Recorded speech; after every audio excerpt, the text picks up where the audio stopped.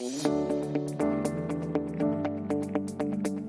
name is Carlos Rivera. I'm a solution architect with AWS. You can think of MXL as a working group of partners that have developed software development kit that allows interoperability for the distribution of uncompressed video using traditional IT systems, either on-prem or in the cloud.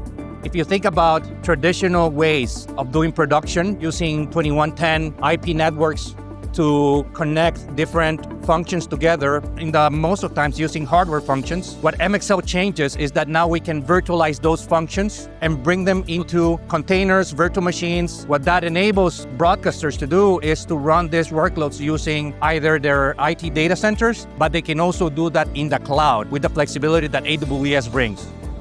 TAG has played a fundamental role in getting this built. The main role with TAG is that they support glass to glass. You can tap into every phase of the production workflow, from ingestion into distribution and everything that goes in the middle. TAG is the multiviewer that allows you to bring all the workflows together for this particular showcase.